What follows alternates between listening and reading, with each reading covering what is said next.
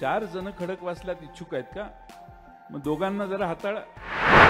पण काका चव्हाण साहेब एवढी मोठी सभा आज बोलवली, सगळ्यांना बोलवलं इच्छुकांना. ही जागा 100% आपली आहे, ही जागा आपणच लढवणार आहे. काहीही झालं तरी इथली सीट आली पाहिजे, पडेल ती किंमत देऊन आपण सगळे एकसंघ राहू आणि ही सीट आणण्याचं काम करू. काका चव्हाणांच्या पेक्षा साधा, मी एकदम साधा, म्हणजे अतिशय साधा. तुम्ही 4 जण इच्छुक आहात, तुमच्या चौघांचा पक्षाला आदर आहे. आपण एकत्रित बसू आणि योग्य निकाल घेऊ. जो निवडून येणार आहे त्याला उभा करायचं, हे आपलं धोरण आहे. हे त्यांनाही माहिती आहे. मग आता काय, 4 जण खडकवासल्यात इच्छुक आहेत का? मग दोघांना जरा हाताळा, काहीतरी द्या. अपक्ष उभा राहतोय का बघा, म्हणजे ह्यांचा उमेदवार पडेल, त्यांची मतं विभागतील.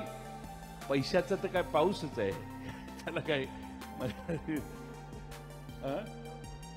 ढगफुटी आहे पैशाची. आणि त्यामुळं महाराष्ट्रात सगळीकडे बंडखोऱ्या कशा होतील, महाविकास आघाडीची एकी कशी दूर होईल, हे आता सध्या प्रयत्न चालू आहेत. आणि म्हणून मी आपणा मित्रांनो, आपणा सर्वांना विनंती करेन की सावध राहा. तुम्ही 4 जण इच्छुक आहात, तुमच्या चौघांचा पक्षाला आदर आहे. आपण एकत्रित बसू आणि योग्य निकाल घेऊ. जो निवडून येणार आहे त्याला उभा करायचं, हे आपलं धोरण आहे. त्यामुळं तुम्ही सगळे वाजत गाजत आलात, तुमचं पक्षाचा अध्यक्ष म्हणून स्वागत. पण जे मेरिट न होईल, आणि मेरिट तपासायची व्यवस्था आहे, ते मी तुम्हाला दाखवेन. असं काही नाही की मी म्हणेन तेच मेरिट, असलं काय भानगड नाही. आपली ट्रान्सपरंट व्यवस्था आहे, ट्रान्सपरंट व्यवस्था आहे. आणि तुम्ही म्हणाल ते दाखवू, आम्ही तुमच्या सगळ्यांना चौघांना समोर घेऊन बसून दाखवेन. पण काका चव्हाण साहेब एवढी मोठी सभा आज बोलवली, सगळ्यांना बोलवलं इच्छुकांना. सगळे कार्यकर्ते प्रमुख इथं आहेत. आता आपल्याला पक्ष संघटना इथं ठामपणानं उभा करायची. तुम्ही पक्ष संघटना बांधणीच्या कामाला लागा. निवडणुका या संघटनेच्या जीवावर आपण जिंकू शकू. ही जागा 100% आपली आहे, ही जागा आपणच लढवणार आहे. आणि ही लढवत असताना महाविकास आघाडीचा कन्सेंट अजून मिळालेला नाही, म्हणून मी याच्यात माझी जास्त मतं देणं योग्य नाही. महाविकास आघाडीचं कन्सेंट झाल्यानंतर इथं येऊन आपण चर्चा करू किंवा तुम्हाला बोलवेन. पण कुठल्याही परिस्थितीत सगळ्यांनी एकसंघ राहा. खडकवासला विधानसभा मतदारसंघात सुप्रियाताईंना जे मतदान झालेलं आहे ते त्यांच्या कर्तबगारीनं आणि तुमच्या सगळ्यांच्या कष्टाने झालेलं आहे. आता पुढची परीक्षा पण खडकवासला मतदारसंघात काहीही झालं तरी इथली सीट आली पाहिजे, पडेल ती किंमत देऊन आपण सगळे एकसंघ राहू आणि ही सीट आणण्याचं काम करू. पुन्हा एकदा आपण सगळे मोठ्या संख्येने इथं आलात. सुप्रियाताई त्यांच्या मतदारसंघात येण्याची मला संधी फार क्वचित देतात, की आज मला या ठिकाणी मिळालेली आहे. आणि त्यामुळे त्यांचं मी अभिनंदन करेन की त्यांनी काल परवा जे अधिवेशन संपलं त्यात काय भाषणं केली, तुम्ही ऐकली की नाही? समोरच्या सत्तारूढ पक्षाला घाम फोडणारी भाषणं ताईंनी केली, डॉक्टर अमोल कोल्हेंनी केली. ह्या दोघांच्या बरोबर आता आमचे 6 जण स्पर्धा करतायत.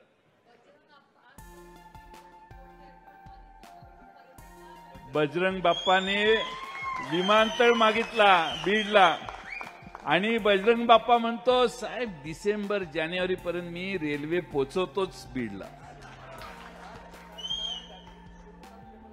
ट्रायल झाली ना, बजरंग बाप्पा खासदार होत आहेत म्हणून ती रेल्वे पोचते आहे, हे लक्षात घ्या बीडकरांनी. आता हे दुसरी स्टोरी आहे. कांदा उत्पादकांची एवढी ससेहोलपट भारतात भारतीय जनता पक्षाच्या दिल्लीच्या धोरणानं झाली. एक जण महाराष्ट्रातला सरकारमध्ये बसलेला दिल्लीच्या विरोधी बोलायला तयार नाही. निर्यात बंदी सहन केली, कांदा उत्पादकांनी 40% निर्यातीवर कर लावला, तो सहन केला. आमचा 40% कर भरल्यावर पाकिस्तानपेक्षा जास्त चढ्या दरानं कांदा कोणी बाजारात घेत नव्हतं. पाकिस्तानचा कांदा विकण्यासाठी ही मदत झाली. 40% आपल्यावर बसवायचा आणि पाकिस्तानच्या कांदा उत्पादकाचा स्वस्त कांदा जगभर विकत द्यायचा. ही व्यवस्था देखील आम्ही न कळत केली. हे देखील केंद्र सरकारचं पाप आहे. आणि म्हणून भगरे सर नावाचे आमचे खासदार तिथं निवडून आले. साधा माणूस, काका चव्हाणांच्या पेक्षा साधा, म्हणजे एकदम साधा, म्हणजे अतिशय साधा. शिक्षक, राष्ट्रवादीचा तालुका अध्यक्ष, लोकांनी डोक्यावर घेतला आणि खासदार केला. खासदार केल्यावर दिल्लीला त्या ठिकाणी जाऊन तिथं आज भगरे सर या सगळ्या प्रश्नांच्या विषयी बोलतात. आदिवासी समाज,